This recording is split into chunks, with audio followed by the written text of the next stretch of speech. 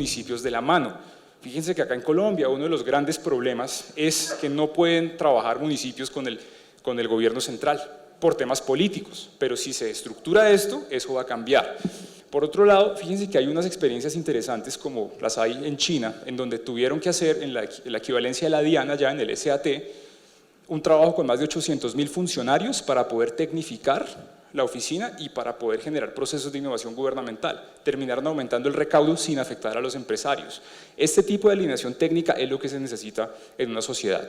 Entonces, les voy a mostrar un ejemplo de un tema de Mozambique que me pareció bien curioso, pensando en incrementar el recaudo. La gráfica que ustedes ven nos muestra abajo el nivel de pobreza, que es una variable que se utiliza para entender el nivel o la capacidad de recaudo también que tiene una sociedad. Cuanto más pobreza haya, menos fácil es recaudar. Entonces, cuanto menos pobreza haya, más fácil va a ser poder obtener algún recaudo.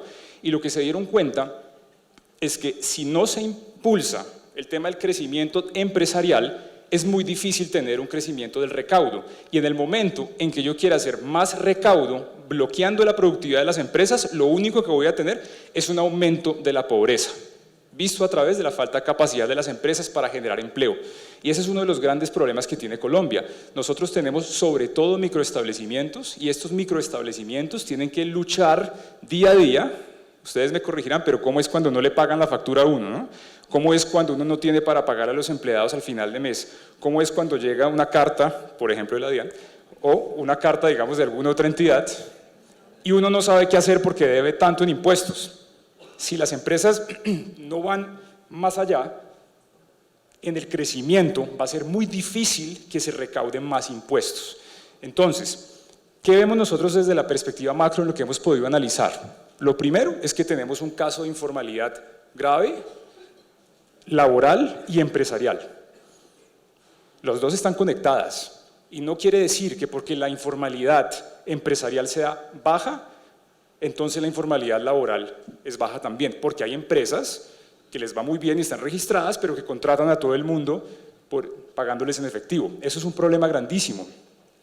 Algunos empresarios dicen, bueno, yo voy a tratar de contrarrestar esto, pero algunos dicen que no pueden por el simple hecho de no tener la capacidad financiera ni la liquidez para hacerlo. Como yo lo he escrito en algunas columnas que termino criticando a los bancos son los que se benefician de esto, porque cuando yo no tengo liquidez, entonces ¿qué pasa? Pido al banco y el banco me cobra unas tasas exorbitantes y unas tasas que yo para poder cumplirlas voy a tener que vender mucho más. Entonces eso es una complicación también. Por eso es que el desafío acá es incrementar el recaudo sin golpear la productividad y atacando la informalidad. Eso es algo que hace el régimen simple. Fíjense que nosotros acá no buscamos reproducir todo lo que hace el régimen simple en esta presentación. La idea es darle una idea, porque ya la DIAN le explicó cómo va a ser toda la transformación, cómo va a ser el régimen. La idea es ver cómo esto realmente puede apoyar macroeconómicamente a Colombia. Si no hay ese apoyo a la productividad, es muy difícil que funcione. Ahorita les voy a mostrar unos análisis que nos muestran que sin productividad es muy difícil que el recaudo aumente y que a las empresas les vaya mejor. Entonces, ¿qué vemos nosotros? Tenemos una situación difícil de tramitología en Colombia, todos lo hemos vivido, ¿verdad? Desde el tema de las tierras hasta el tema de registrar la empresa. Afortunadamente eso ha cambiado bastante. En las épocas que se escribió el libro Misterio del Capital de Hernando de Soto, en países como Perú había más de 300 trámites para poder hacer una empresa, ¿sí? O sea, la idea era, oigan, no haga empresa, es difícil, ¿verdad? Y digamos, cuando yo pienso en algunas entidades como el Agustín Codazzi, por ejemplo, que no sé si tienen realmente la voluntad de impulsar la productividad, me da gusto ver que hay una entidad acá, que es la DIAN, que sí pensó en la innovación gubernamental para tumbar la tramitología. ¿Qué nos dicen a nosotros los análisis que hemos podido hacer y los que hemos podido estudiar? Que cuando hay una brecha de productividad, es decir, cuando nosotros no somos capaces de producir en un mismo lapso de tiempo lo que es capaz de producir un trabajador, por ejemplo en Estados Unidos, tenemos una brecha de productividad laboral grave. Y que cuanto más fuerte sea esto, más informalidad puede darse, y no solo la informalidad, sino todas las consecuencias mismas para la empresa. Entonces, ¿qué pasa? Si en Colombia tenemos un porcentaje muy alto de asalariados de las empresas pequeñas que no cotiza a pensión, nos encontramos con una dificultad muy grave, porque eso tiene implicaciones sociales gravísimas. Llega después la persona al momento de pensionarse y no tiene nada. Entonces, ¿a dónde va a entrar a trabajar si es que puede todavía trabajar? Algún empleo informal. Y aquí tenemos las cifras, el 40% de los asalariados en Colombia no cotizan a pensión. Por eso el régimen simple es una buena noticia, porque sin uno, digámoslo así, quererlo, a través del descuento que se está haciendo, cuando se ve todo el ingreso bruto, uno puede estar apoyando la formalización. Y si no apoyamos esa formalización, vamos a tener el problema social al final. Entonces, eso es una cosa que realmente se puede ver que ha funcionado bastante bien. Acá ahorita, como hablaban en el panel de la informalidad, les traje algunas cifras. Uno ve en la gráfica de la derecha que la informalidad en Colombia, la laboral, ha ido bajando, pero ve también que hay una cierta estabilidad en la informalidad empresarial, por más de que no sea tan alta. Es decir, sí existen las cifras al respecto, es importante que las analicemos acá, pero lo grave son los incentivos, es decir, que no haya incentivos a la formalización. Eso es lo que está rompiendo el régimen simple y nosotros desde la academia lo vemos con muy buenos ojos, que se busque hacer formalización sin golpear la productividad. Porque hay un estudio sobre Burkina Faso en África que es bien interesante, en donde muestran que la formalización, porque sí, termina golpeando más a la productividad. Lo que se debe hacer es incentivar a las empresas para luego formalizarlas bien. Si eso no está acompañado de otras políticas, es muy difícil que triunfe un régimen así. Fíjense lo que pasó con el monotributo. Era monotributo no solo porque estaba solo, desde el sentido de que no estaba acompañado por otras dinámicas de fortalecimiento empresarial, ¿sí?, sino también porque el monotributo realmente era una reforma completamente aislada. Claro, en la teoría estaba todo maravilloso, se veía muy bien, pero no funcionó precisamente por no estar acompañado de otros aspectos. Acá el tema del régimen simple puede ser algo muy positivo, porque por un lado es optativo, pero por el otro lado también resulta siendo obligatorio para los que tienen algunas deudas con la DIAN. Eso hace que ya haya más masa crítica para testearlo, para probarlo. Si eso no lo logramos, entonces nos enfrentamos al mismo caso del monotributo. Y aquí quiero mostrarles por qué el tema de la informalidad es tan peligroso. Acá en un estudio que hace el DNP, que lo publica en el 2018, nos muestra una línea en donde ve la tendencia de crecimiento del PIB contra la tendencia a la informalidad. Y lo que las cifras nos dicen es bastante sencillo. Cuanto más informalidad hay en una economía, menos va a crecer. Y ustedes dicen, bueno, pero a mí que el crecimiento económico es ese tema tan macro, tan grande, del que siempre se habla, pero eso realmente no dice nada. Sí dice algo porque al final nos está indicando un proceso real que nos está afectando a nosotros. Cuanto más informales sean nuestras empresas, más difícil será lograr llegar a un empresario grande. Yo les doy el ejemplo con algo que yo he venido haciendo en una empresa pequeña de miel. En algún punto, cuando me enfrenté a clientes mucho más grandes, ya la solicitud no era simplemente el RUT, ¿dónde están los exámenes de laboratorio? Queremos ver el impacto de materiales no ferrosos en la miel, ¿dónde está todo el proceso de formalización ante el INVIMA? ¿Dónde está su planta? Todo ese tipo de cosas hacen que la formalización sea absolutamente necesaria. Sin eso no va a lograr uno llegar a empresas grandes, o uno se va a quedar maquilando toda la vida para ver si de pronto en algún momento el emprendimiento pasa para sobrevivir a de pronto a una oportunidad más allá de la segunda generación. Eso no se puede hacer así. Esa no es la mentalidad de emprendimiento por pesar que tenemos que tener en Colombia. Acá tiene que haber una mentalidad para luchar contra la informalidad, para crecer más. Y así pues digamos que las cifras de las brechas de productividad van a ser mucho más bajas.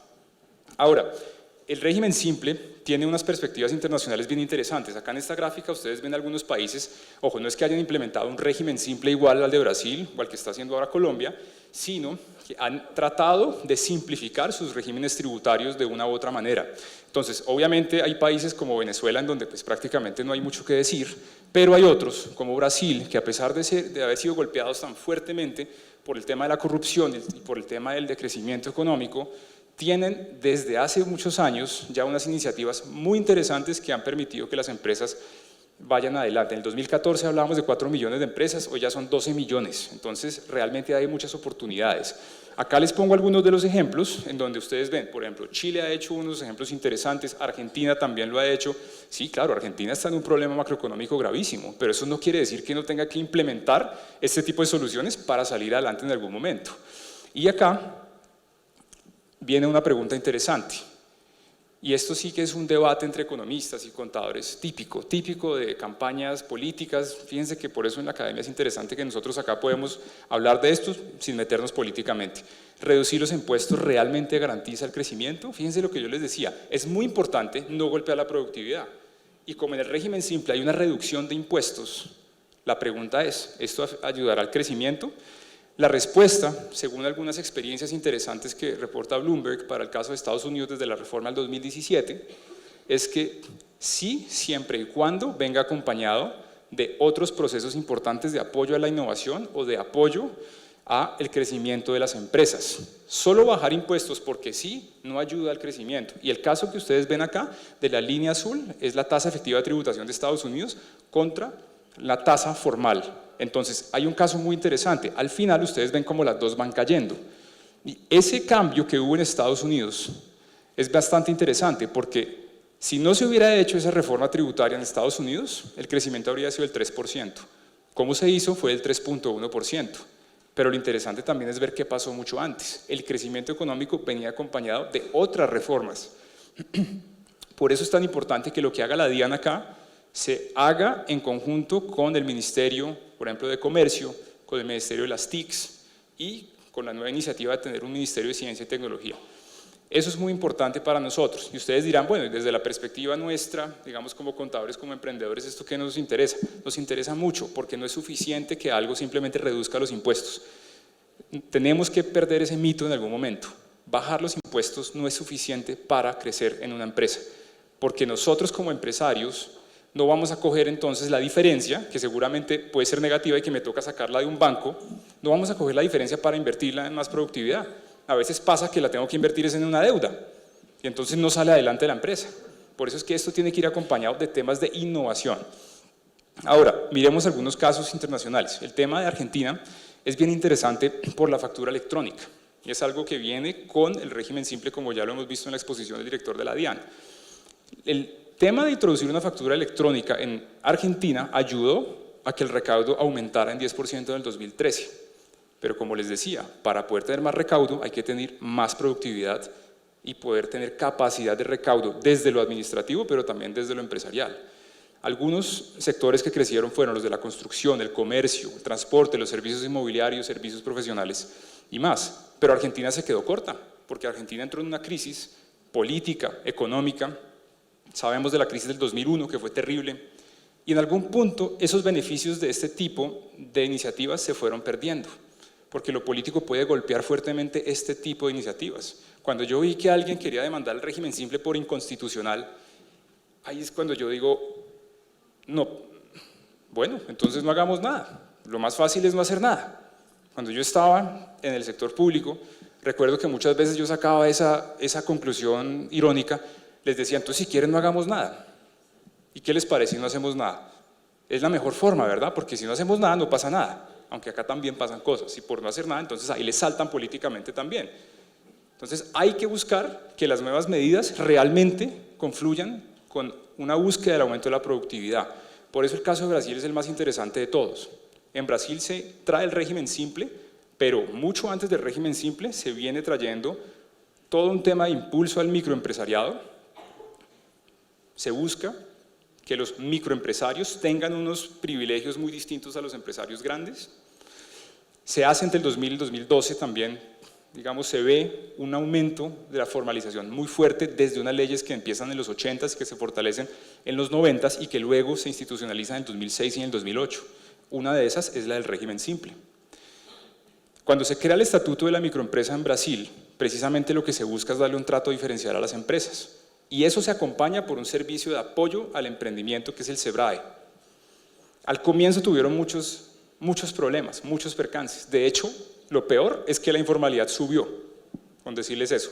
Pero si uno tiene una visión de largo plazo, como lo tiene la del régimen simple, ¿qué pasa? Si uno espera suficiente tiempo para que esto vaya teniendo su propia dinámica, se va a ver la solución. Es algo que en Brasil terminó sucediendo, a pesar de toda la convulsión política que ha habido en Brasil clásicamente. Entonces se crea este régimen simple nacional, se unifican los tributos de la misma manera en que lo hace el régimen simple aquí en Colombia, se hace una ley de micro y pequeñas empresas, se hace una exclusividad para las compras públicas también en Brasil, muy importante porque los microempresarios pueden acceder a licitaciones más sencillas. Eso es un llamado también y es muy importante que la DIAN pueda generar algún tipo de iniciativa dentro del Estado para poder favorecer a las empresas más pequeñas con Colombia Compra Eficiente.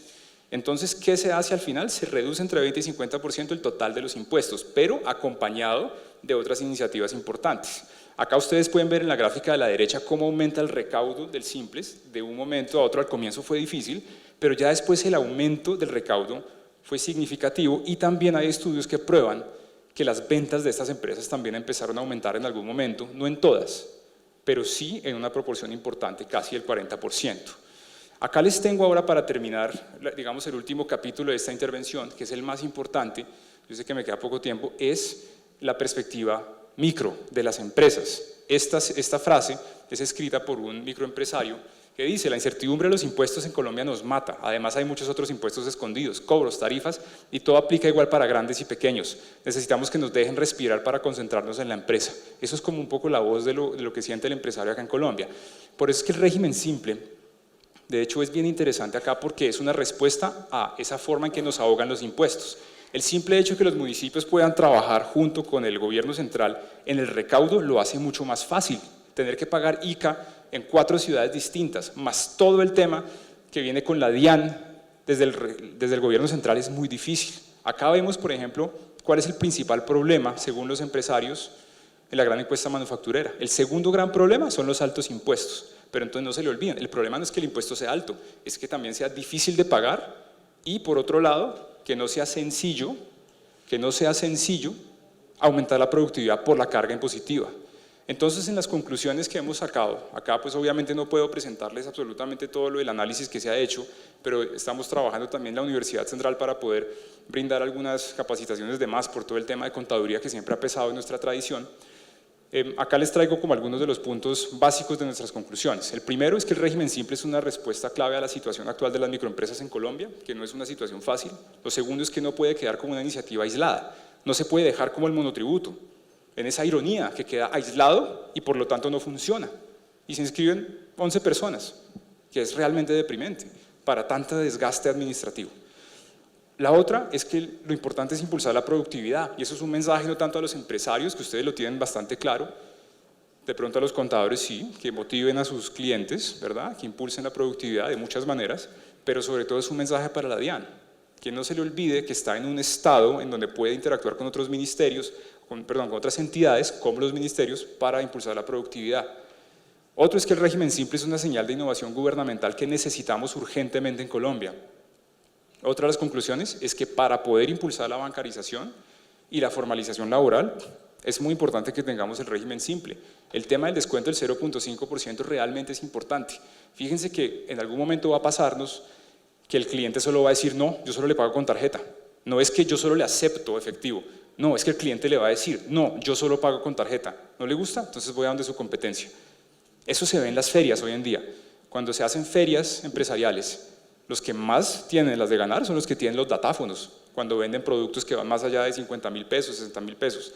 Y si esto va a ser un incentivo a la formalización, es muy importante que que busquemos la bancarización también. Entonces, desde el punto de vista de los contadores y los microempresarios, hay que seguir buscando la bancarización. Yo no soy el más grande amigo de los bancos, créanme que cuando yo voy a un banco y se acuerdan de mí, de los artículos que he escrito contra ellos, no me miran con muy buenos ojos, pero realmente, macroeconómicamente hablando, la bancarización es muy importante. Lo segundo es que se debe aprovechar la factura electrónica como una coyuntura, véanlo como una ventaja. Es complicado, es difícil, es raro al comienzo, todo es raro, todo cambio es extraño. A nadie le gusta el cambio, lo más fácil es quedarse en la zona de confort, pero la gente que ha salido de la zona de confort en la vida es la gente que más triunfa. Porque quedarse en la zona de confort es buenísimo para no hacer nada más en la vida. Pero ese principio personal de la superación también tiene que aplicar en la innovación gubernamental, que se refleja luego en el sector privado. Y por eso es que una de las últimas conclusiones es la comunicación. Yo sé que no hay un presupuesto grande para la publicidad, y es que es malo que haya presupuestos grandes para la publicidad. En el análisis que hemos hecho de otros temas de alcaldías, ¿cuánto se va en publicidad? Es algo grave. Pero lo importante acá es que podamos de una u otra forma transmitir la idea del régimen simple y entenderlo antes de criticarlo. Yo he visto críticas sobre el tema de exportaciones, pero es un tema opcional. Los exportadores no están obligados a meterse al régimen simple. He visto críticas por el tema de la inconstitucionalidad, y ahí empieza todo un problema jurídico en donde realmente el problema de fondo se pierde. Y todo entonces se vuelve un tema del articulado, que el artículo 8 contradijo el artículo 4, el artículo 3, y ya ni siquiera el empresario tiene nada que decir. porque ese problema de montar la forma sobre el fondo de las cosas es gravísimo y eso se tiene que evitar a toda costa para que este tipo de cosas tengan un futuro. Y lo más importante de esto es que esto hay que despolitizarlo. Esto no es de Iván Duque, esto es de Colombia. El presidente se irá en algún momento, vendrá otro, ¿sí? No podemos alojar cualquier tipo de innovación gubernamental en la figura política del momento. Eso es un grave error, porque de lo contrario, entonces, como a alguien no le gusta el actual presidente, se llame X o Y, entonces esto por ende es malo. No, es muy importante que nosotros desde lo profesional podamos salirnos de esos prejuicios tan extraños que nos llaman, y sobre todo a través de las redes sociales, para ver las cosas como son. Por eso mi consejo es, antes de criticar esto, porque sí, porque alguien en Twitter puso que es malo, que eso es lo más fácil hoy, ¿no? Si alguien en Twitter puso que es malo, por ende es malo. Pensamiento lineal. Lo que se busca en las universidades es pensamiento complejo.